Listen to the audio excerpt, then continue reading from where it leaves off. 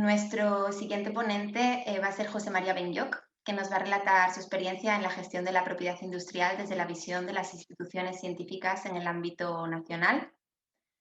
José María Benlloch es profesor de investigación del CSIC, trabajó en experimentos de física de partículas en el CERN, en la Universidad d'Orsay, en París y en el Fermilab de Chicago.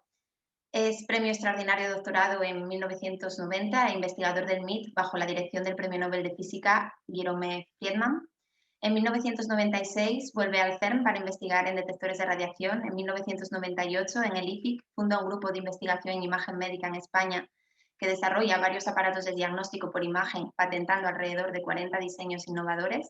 Es promotor de varias compañías spin-off en el campo de la imagen médica, fundador en 2010 y director del Instituto de Instrumentación para la Imagen Médica I3M. Su grupo ha realizado numerosos contratos de I+D con empresas y hospitales europeos de excelencia. Es también coordinador de varios proyectos europeos, autor de alrededor de 300 artículos en las revistas más importantes en imagen médica y cuenta con más de 100 presentaciones en conferencias internacionales. Ha sido distinguido con varios premios: Federación Mundial de Medicina Nuclear y Biología en 2002, Premio de la Sociedad Española de Física Médica en 2007, Premio Rey Jaime I Nuevas Tecnologías en 2008, Medalla de la Fundación García Cabrerizo para el Fomento de la Invención en 2012, Premio Nacional de Investigación 2014 en Ingeniería Leonardo Torres Quevedo y ha sido elegido miembro de la Academia Europea de Ciencias en 2018. José María, cuando quieras, por favor, puedes compartir tu pantalla, encender el micrófono y comenzar la presentación. Estás en tu casa. Bien, ahora está Perfecto, bien, ¿no? Bien, perfecto, sí. pues bueno, yo lo primero quiero decir que esto de la transferencia de tecnología, pues es algo que es muy importante para determinados países, ¿no? Por ejemplo, en el estado de Massachusetts, el MIT, el Massachusetts Institute of Technology, mm, produce más del 50% del Producto Interior Bruto del estado de Massachusetts, con distintas empresas que tienen relación con el MIT, o sea, empresas spin-off o bien directamente por licencia de patentes.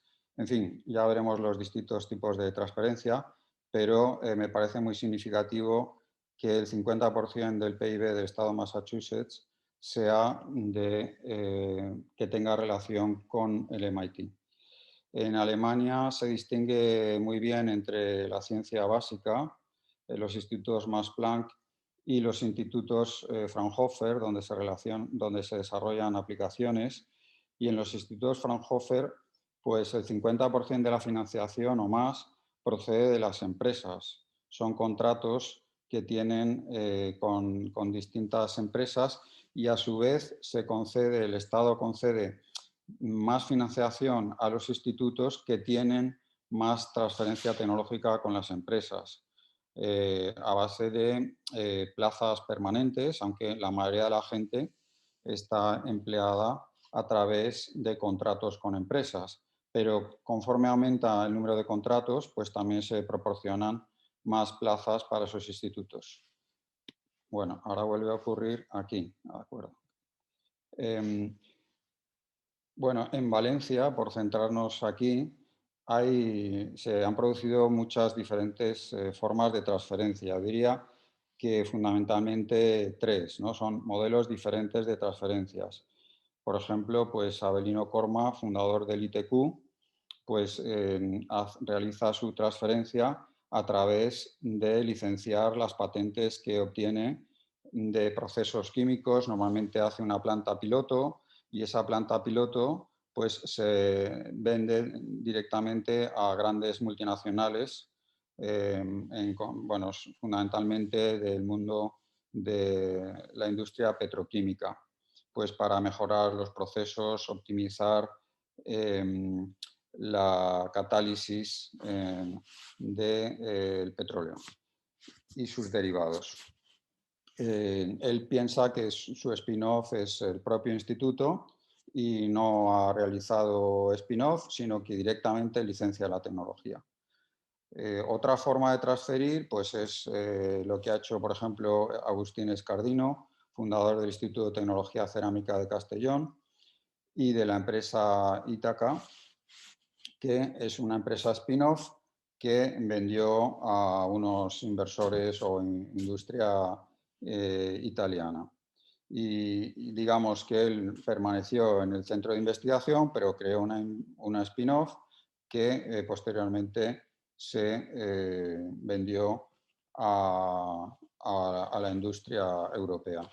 Y finalmente, pues Daniel Ramón, que ha hecho el paso total de ser incluso vicepresidente del CSIC, fundador de Biopolis, y abandonar el CSIC, dedicarse a la gestión de la investigación, pero en la empresa, en Biopolis, que fue adquirida pues hace 2 o 3 años por una multinacional americana de la alimentación. Es decir, que vemos que hay diferentes formas de involucrarse en la empresa, desde Avelino, que prácticamente pues, no se involucra, pero obviamente genera una tecnología que interesa a la industria, a una mezcla como Agustín Escardino y ya el abandono completo del CSIC para pasar a la industria.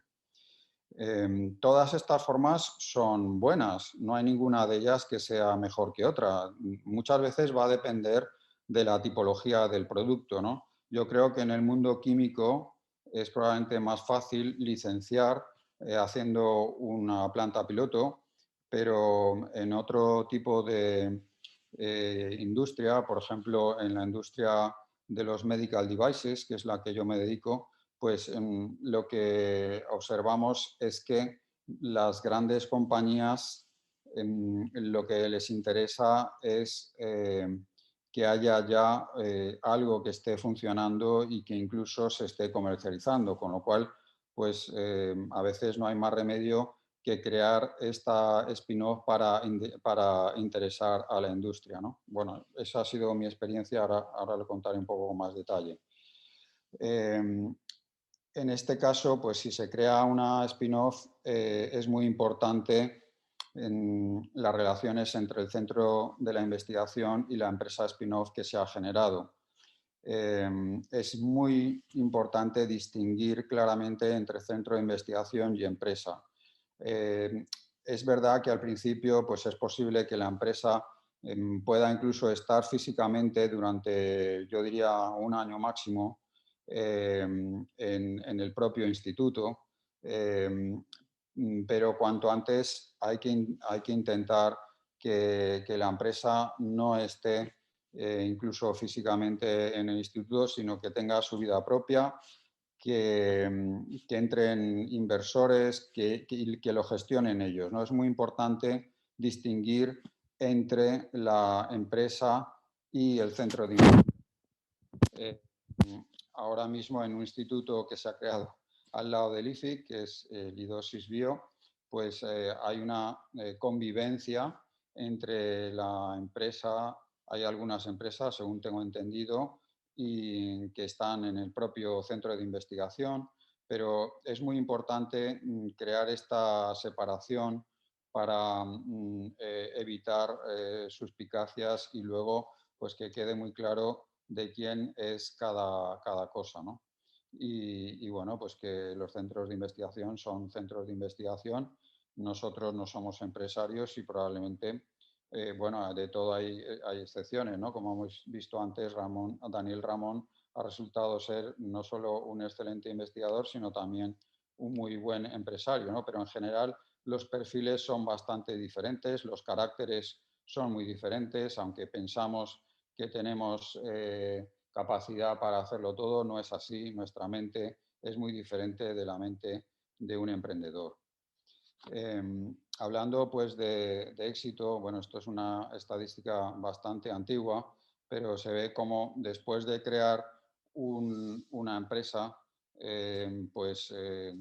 tecnológica, al cabo de unos años, en concreto al cabo de 10, pues poco a poco las empresas van desapareciendo, porque en este campo tecnológico, pues especialmente es bastante difícil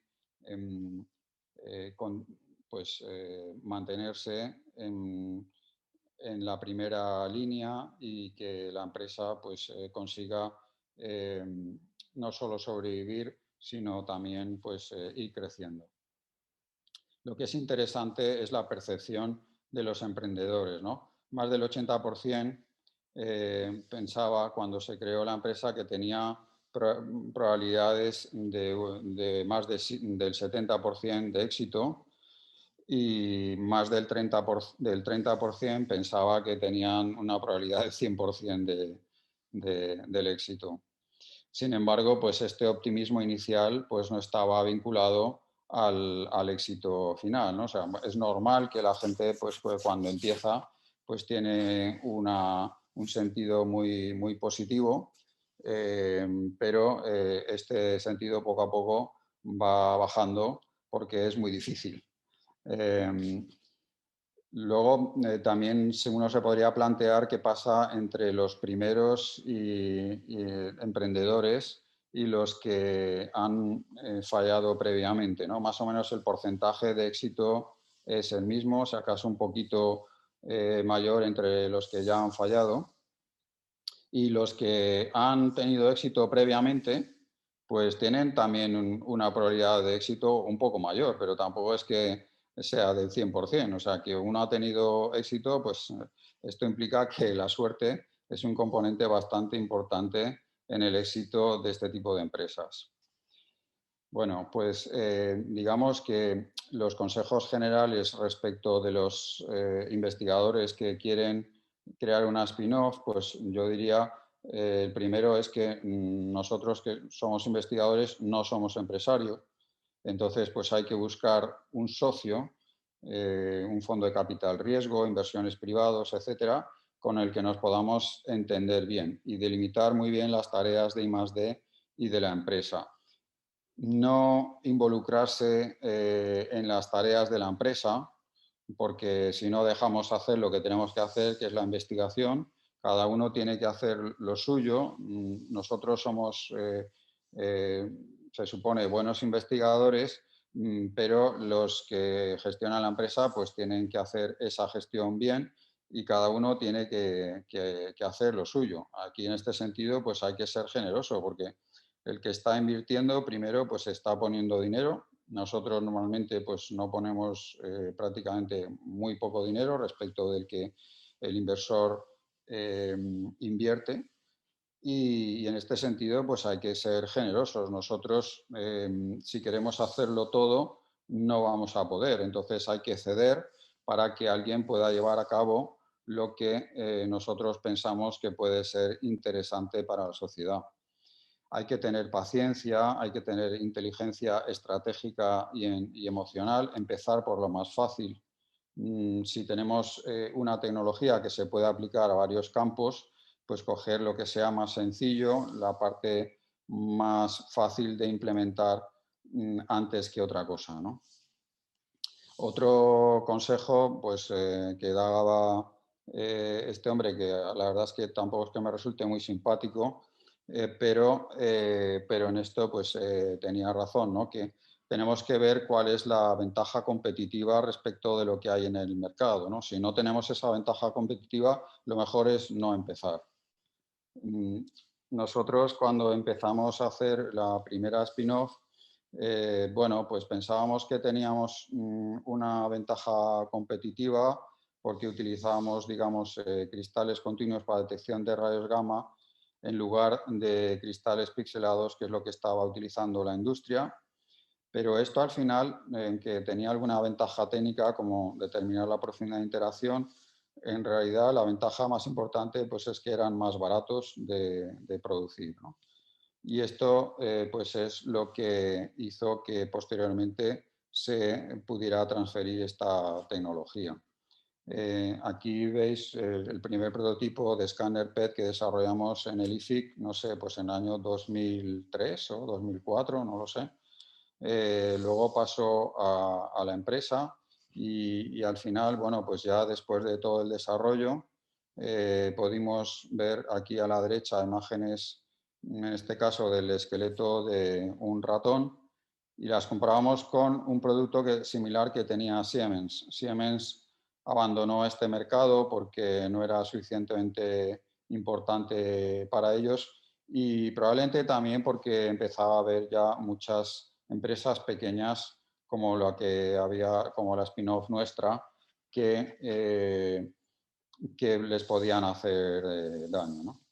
Entonces, efectivamente, pues una empresa multinacional alemana que tiene casi todo el I+D en el sur de Alemania, en Ettlingen, pero tiene las oficinas principales cerca de Boston, pues se interesó por toda esta tecnología y la adquirió ya hace 5 años, en el 2016. Y bueno, pues el dueño de la empresa, que era el hijo del fundador, un alemán, Frank Laukin, que había estudiado en el MIT física y química, pues bueno, hubo ahí un entendimiento con él respecto de la tecnología y más adelante, pues como digo, hace 5 años, pues la adquirió, ¿no? Ellos, pues obviamente lo han comercializado con mucho más éxito que la spin-off. Eso es una cosa que hay que saber, que normalmente una empresa pequeñita no tiene una capacidad, una red comercial para poder distribuir este producto. Sin embargo, cuando fue adquirido por esta multinacional alemana, pues inmediatamente se empezó a instalar en centros de todo el mundo, ¿no? Por ejemplo, está instalado en el Massachusetts General Hospital en Estados Unidos. Hay muchos centros de Estados Unidos. En The Anderson, en Texas, pues Rutgers, la Universidad de Rutgers, bueno, no sé. Ellos han tenido unas ventas importantes a partir de este producto. Cada equipo pues lo venden por, según las modalidades de imagen que utilizan, pues entre 1 millón de euros o 2 millones de euros. Y, y bueno, pues han tenido ventas que han ido creciendo desde el año 2016, pues de este producto, pues yo creo que ya el último año vendieron como 15 millones de euros en este producto, 20, no lo sé. Han ido aumentando pues desde 8 el 2016 hasta ahora, que han más que duplicado, ¿no? Bien, la verdad es que, bueno, seguimos teniendo una colaboración con ellos. Este es el producto que comercializan, pero después de haber vendido la empresa, pues hemos seguido colaborando con ellos y hemos hecho un inserto desde nuestro instituto de PET dentro de una resonancia magnética. Esta fue la primera que se hizo. Aquí podéis ver imágenes simultáneas del corazón de un ratón, tanto con PET con resonancia magnética en movimiento. Bien, claro, lo que habría que preguntarse es si esto ha sido algo disruptivo o ha sido simplemente un pequeño cambio, ¿no? Y la verdad es que, pues yo creo que no ha sido un cambio disruptivo, no ha sido una tecnología disruptiva, sino que la tecnología PET ya existía ahí y simplemente, pues lo que hemos hecho es una mejora un poco en las características de funcionamiento técnico, pero sobre todo en el coste del equipamiento, que ha permitido pues poder comercializar más fácilmente esta tecnología. Aquí, bueno, pues es interesante ver la frase de Henry Ford, ¿no? Que si él hubiera preguntado a la gente lo que quería, pues ellos hubieran dicho, yo quiero caballos más rápidos, ¿no? Esto no es un cambio disruptivo. El cambio disruptivo es pasar del caballo al coche. Nosotros no hemos hecho esto en esta tecnología. Es posible que lo hagamos en otras, no lo sé, pero aquí definitivamente no ha sido un cambio, una mejora disruptiva. En realidad nosotros comenzamos desarrollando una mini cámara gamma y aquí pues otra lección interesante es que ¿por qué empezamos con esto? Pues hablamos con Ramón Sopena, que era entonces el médico nuclear del Hospital Peset aquí en Valencia, y entonces dijo, bueno, pues a veces se hacen exploraciones de la glándula tiroides y se utiliza la cámara grande, se tiene que poner un colimador para poder observar la tiroides. Pues sí, sería interesante ver la tiroides, con una cámara pequeñita y no tener que usar la cámara grande, ¿no? Entonces, esto es lo que hicimos. Aquí podéis ver a Irene Torres, que estuvo mucho tiempo en el IFIC y ahora está en la FE, y también a Noriel Pavón, que fue también cofundador de esta primera spin-off. Bueno, ahí se ve una imagen de tiroides que fue la primera que se obtuvo un paciente, no es la de Irene, esta foto está... bueno, y entonces, pues otra lección es que típico del investigador que empieza a hacer distintos prototipos, vas mejorando, pero esto no es útil para una empresa. La empresa lo que quiere es hacer un prototipo y explotarlo, no hacer por cada pequeño cambio y variación, pues hacer un equipo nuevo, ¿no? Esta sería otra lección. Pero como decía, pues nosotros nos habíamos centrado en ver órganos pequeños, pero luego nos dimos cuenta, y por eso digo que es importante tener un poco la mente abierta y hablar con los médicos, porque vimos que podría ser más interesante su utilización, dado que era una máquina muy portátil y se podía rápidamente mover, pues en la localización del ganglio centinela. Y entonces, pues ahí se dirigió sobre todo la empresa para sacar pues imágenes en tiempo real de el tumor y los ganglios asociados, ¿no? Pues esto es un caso de cáncer de mama, donde se ve el tumor en la mama y dos ganglios en la axila, que, bueno, posteriormente se extrae el tumor y se extraen también los dos ganglios y se comprueba que es vivo, que efectivamente tienen actividad e in vivo, pues que ya no queda nada en el lecho tumoral, ¿no? Este producto se ha comercializado con un éxito relativo. Yo creo que se han comercializado más de 200 cámaras de este tipo y se han realizado pues, miles y miles de cirugías con este equipo en todo el mundo. Digamos que esto ha sido un éxito parcial. Ahora voy a contar algo que ha sido un fracaso desde mi punto de vista, que se desarrolló un mamógrafo con tecnología PET y sin embargo pues tan solo se han podido comercializar unos 30 equipos en todo el mundo. 30 equipos pues la verdad es que no es mucho. Ahora analizaremos por qué puede ocurrir esto, ¿no? La verdad es que sí que era interesante porque, digamos, una mamografía de rayos X normal, cuando se trata de una mama densa, pues muchas veces no detecta el tumor, mientras que nosotros sí que lo veíamos de forma bastante clara. Incluso cuando se comparaba con resonancia magnética, el problema que tiene la resonancia magnética es que detecta muchos falsos positivos. Aquí, en este caso, esto es un caso de un paciente del Hospital General de Valencia, pues la resonancia magnética hizo que se biopsiaran 3 puntos, como se ven ahí marcados. Sin embargo, de esos 3, luego con el PET se vio que solamente uno estaba activo y, por tanto, solamente habría que haber extraído este tumor, ¿no? O sea, digamos que la especificidad de nuestro aparato era muy superior a la resonancia magnética. Esto se vio no solo en la imagen, sino en la biopsia, ¿no? También vimos que, bueno, podíamos, estudiando la heterogeneidad del tumor, incluso saber qué tipo de tumor o tumores se trataba, ¿no? Y también monitorizar pues, la quimioterapia que se estuviera aplicando, ¿no? Se realizó algunos artículos, incluso en la clínica Mayo, donde tienen instalado el equipo.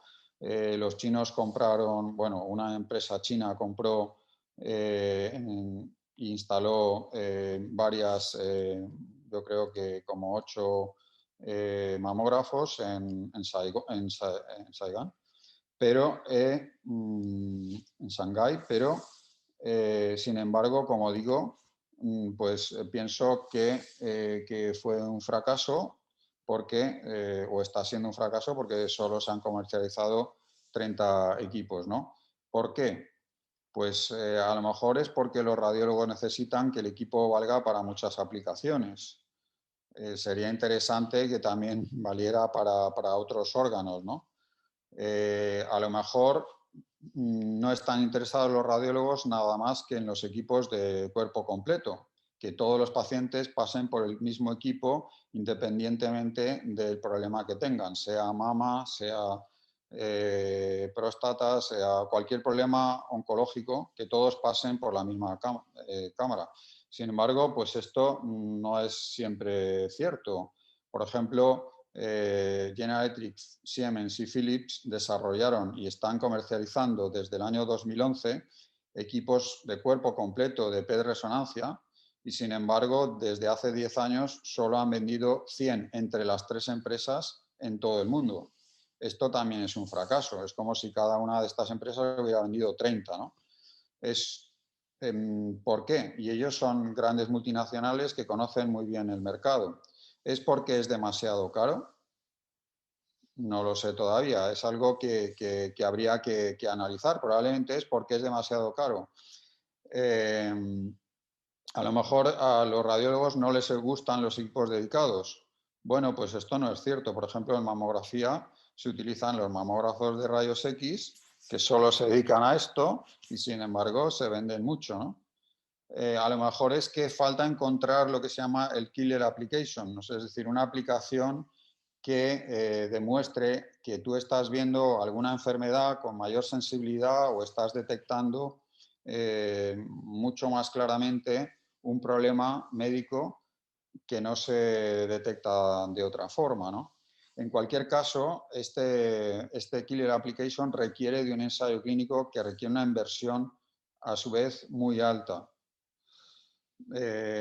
Finalmente, pues es posible que a los médicos especialistas, por ejemplo, un urólogo para próstata o un cardiólogo para corazón, pues tienen problemas para usar la radioactividad. Evidentemente, pues desde luego un médico especialista que tiene una clínica privada, recibir radioactividad es un problema muy serio, ¿no?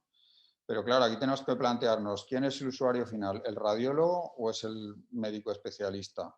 En fin, todo esto hay que analizarlo, pero a veces no se sabe por qué productos tan buenos como el PET de resonancia pues han resultado un fracaso. Sin duda alguna, el coste es muy importante y si hubiera costado, en lugar de 5 millones como se venden actualmente, hubiera costado pues 1 millón de euros o 1,5 millones como se comercializan los aparatos de PET solo o de resonancia solo alrededor de 2 millones, pues hubiera cambiado mucho la situación. Otra cosa que es importante es ir a favor del mercado.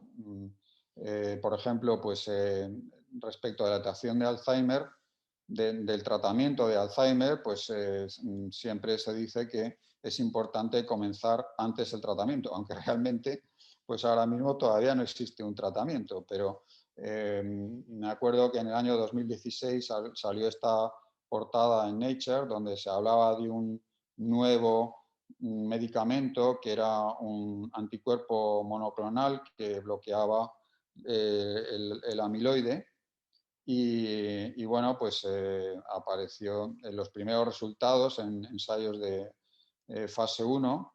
Esta empresa que comercializaba este fármaco, que se llama aducanumab, pues subió muchísimo su valor. Luego, cuando pasó a fase 3, se descartó, pero luego ha vuelto a resurgir aplicando menos dosis y finalmente pues la FDA lo ha aprobado hace unos meses, hace muy poco tiempo, aprobado, ¿no? Entonces, bueno, se veía también que había otras empresas que estaban desarrollando fármacos similares para reducir el amiloide para el tratamiento del Alzheimer, ¿no? Bueno, pues claro, ahora después de la consecución de esto, pues obviamente pues hay un interés altísimo en los aparatos dedicados al cerebro, ¿no? Por eso nosotros ya, pues desde hace años nos hemos movido para desarrollar un aparato que ya se han tomado pues más de 200 imágenes en el Clínico de Madrid de este equipo, ¿no? Y ahora hay un interés en la industria en este tipo de aparatos, ¿no? O sea, que era bastante previsible, ¿no? Bueno, pues yo ahora digamos que dar como algunos consejos de los errores que comúnmente cometemos los investigadores, pues uno de ellos es tener la empresa en el centro de investigación, ¿no? Esto es un error grave que puede ser interesante al principio, pero cuanto antes hay que intentar que la empresa tenga su vida propia, ¿no? Pues muchas veces podemos pensar que la empresa es una forma de prolongar o como una especie de satélite de nuestro grupo de investigación, ¿no? Entonces así pues tenemos más becarios, más técnicos y aumentamos la investigación, ¿no? Pues esto es un error porque claro, si luego no enfocamos a que la empresa tenga su vida propia y tenga sus productos y sus ventas, pues esto no es sostenible en el tiempo. Esto no puede durar mucho tiempo porque la empresa, si no está comercializando, pues se va a morir, ¿no? Luego, pues no hay que involucrarse en la gestión de la empresa, hay que dejarla en manos de profesionales, aunque esos profesionales obviamente se equivocan. ¿Eh? No nos equivocamos solo nosotros, sino que ellos también se equivocan, pero a pesar de todo, pues ellos son los que tienen que estar gestionando. Si nos dedicamos nosotros a gestionar, pues dejamos de hacer lo que tenemos que hacer, que es investigar.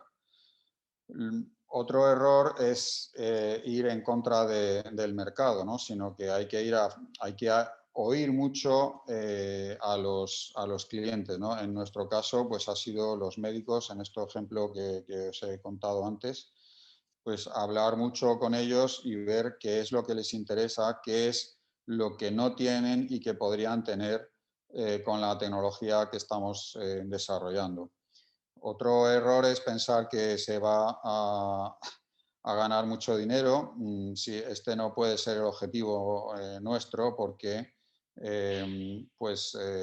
hombre, sería estupendo, ¿eh? Pero, en fin, mi experiencia ha sido, a pesar de haber tenido éxito pues, con esta empresa multinacional alemana, pues bueno, pues sí que ha habido una cierta compensación económica, pero vamos, sin duda alguna, pues no me he convertido en millonario. Otro error, como he comentado antes, es intentar mejorar continuamente el producto, ¿no? Bueno, respecto de los tipos de inversores, pues hay fundamentalmente dos, los privados o el Perdona, capital. José María, que te corte, vamos un poquito justos de tiempo. Muy Me bien, asumo la pues responsabilidad porque es que me cuesta muchísimo cortaros, pero si podemos ir apurando, que no sí, se nos vaya sí, mucho. muy Gracias, bien. de verdad. Pues los inversores también es bueno darle solamente un campo de especialización. Esto es algo que es un error que he cometido yo al principio y es pues darles todas las posibles aplicaciones, ¿no? Entonces, ¿qué pasa? Pues que, claro, ellos quieren tener todas las potenciales aplicaciones, pero el problema es que tampoco tienen dinero. Esto es muy importante saber que los recursos al final son limitados. Cada mercado es diferente, requiere una inversión diferente. No es lo mismo vender a los urólogos que vender a los cardiólogos. Y requiere una inversión comercial muy importante cada una de estas especialidades y por tanto, pues al final hay que intentar restringir las aplicaciones a un campo muy concreto donde la inversión pueda ser, pueda ser rentable. porque, como digo, cada mercado requiere su inversión diferente y su aproximación muy específica. Con los inversores, pues pasa igual, ¿no? Bueno, voy a saltar esto. Otra cosa que es importante saber para los investigadores es que no podemos formar parte del consejo de administración de las empresas spin-off.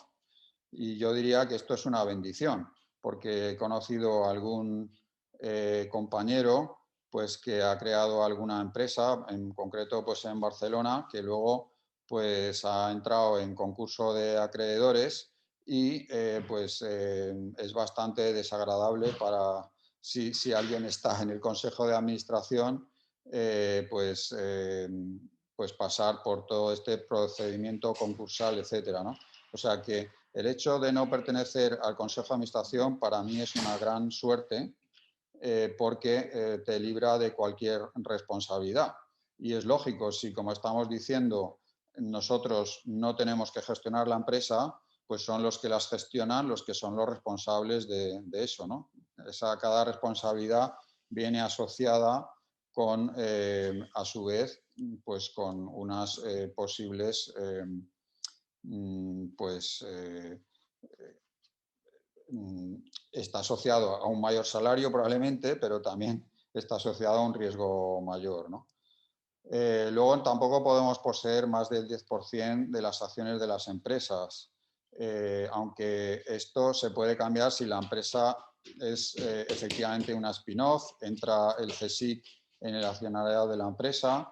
Yo todavía no he hecho esto nunca, pero esto es posible hacerlo, ¿no? Es importante estar asesorado desde el principio por abogados especializados en este tipo de empresas. Desde luego, en la sede del CSIC, en la delegación de Valencia, hay gente que conoce muy bien estas cosas y es importante pues, hablar con ellos para recibir este tipo de consejos. Luego, ser muy transparente respecto de las instituciones. Comentar todo con ellos desde el principio para no cometer errores, ¿no? Como no podemos tener más de un 10%, pues claro, si empiezan a haber mucha inversión, pues nosotros al final podríamos acabar con un porcentaje bajísimo, de menos de un 1%. Entonces, ahí sí que es interesante poner alguna cláusula de no dilución, es decir, que los investigadores que han creado la empresa, pues aunque tengan un 10% inicialmente, no se diluyen hasta que, por ejemplo, la inversión sea de tanta cantidad, ¿no? Luego, claro, si ya hace falta mucha más inversión, pues sí que uno se puede diluir, ¿no? Pero que, claro, que no a la primera de cambio, pues ya el investigador no tenga nada, ¿no? Luego, una cosa importante es que no existe la perfección. Cuando las empresas tienen muchos defectos, hay muchos problemas entre los socios normalmente y bueno, pues hay que saber que las empresas normalmente fracasan por problemas internos, ¿eh? O sea que hay muchas y bueno, pues es mejor que nosotros no nos involucremos en estas cosas que son normalmente bastante desagradables y pues simplemente pues dejar la gestión en manos de profesionales. Bueno, yo diría respecto de nuestro país y nuestros centros de investigación, una cosa muy importante que es que el fracaso no se vea como algo negativo. Esto yo creo que es el gran éxito de países como Israel, en los cuales, pues, a ver, especialmente nosotros que no estamos gestionando estas empresas, pues bueno, si hemos tenido un éxito, pues muchas veces el éxito pues no depende de nosotros. Depende también, obviamente, y sobre todo de los que han gestionado, ¿no? Pues en nuestro caso, pues que tuvimos este éxito importante con la venta a esta multinacional alemana, pues digamos que no podemos pensar que somos los mejores o que, en fin, que no hay que hay que saber que esto depende de muchas negociaciones que no dependen de nuestra tecnología, sino que hay una parte de gestión importantísima. Lo mismo si fracasamos, claro, porque pues, esta susceptibilidad del fracaso me parece crítica para el éxito de los países. En nuestro país, pues incluso la hipoteca ya te puede condenar de por vida si no la puedes pagar, ¿no? Esto en otros países, pues no es así, ¿no? Como en Estados Unidos, pues uno devuelve las llaves del piso que no ha podido pagar y ya está, ¿no? Entonces, esta posibilidad de poderse levantar de nuevo cuando ha habido un fracaso me parece importantísima, ¿no? Pues en el caso del país de Israel, pues es clarísimo. Eh, pues a nadie se le estigmatiza por el fracaso, ¿no? Aquí, pues a veces cuando alguien fracasa, pues inmediatamente se le señala. Yo he visto es curioso, ¿no? Porque en muchos periódicos se habla de esto, de la importancia. Me acuerdo incluso que Antonio Banderas habló de esto mismo, de la importancia de poder fracasar, pero luego en esos mismos periódicos, pues resulta que una empresa creada en Granada, por ejemplo, que era muy interesante y que iba muy bien, pues al final acabó quebrando y ya pues inmediatamente los investigadores que habían creado esto, que no voy a decir los nombres, pues ya están completamente estigmatizados, ¿no? Pues eso es un error gravísimo como sociedad. Tenemos que ser capaces de darnos cuenta que además que esto depende muchas veces de la suerte, del mercado, como hemos visto al principio. Entonces, sin embargo, también hay un aprendizaje, o sea que muchas veces el fracaso es un aprendizaje, ¿no? Como decía Henry Ford también, el único error real es aquel en el cual pues, no aprendemos nada de algo, ¿no? Y bueno, y finalmente, pues quería también agradecer a la Agencia Valenciana de Innovación, que está, pienso, que haciendo una labor importantísima en este sentido, además de financiar muchas ideas, entre otras, pues esta misma conferencia en la que estamos teniendo lugar y la unidad, digamos, la UCIE del IFIC. Y bueno, también en mi instituto tenemos una UCIE de la Agencia Valenciana de Innovación, ¿no? Y esto es, no sé si habéis visto en el periódico, pero la Comunidad Valenciana es de las que más han crecido en innovación en los últimos años y sin duda en parte gracias al AVI también. Y muchas gracias por la invitación y especialmente a Francisco Javier Cáceres y al IFIC y al CSIC por esta charla.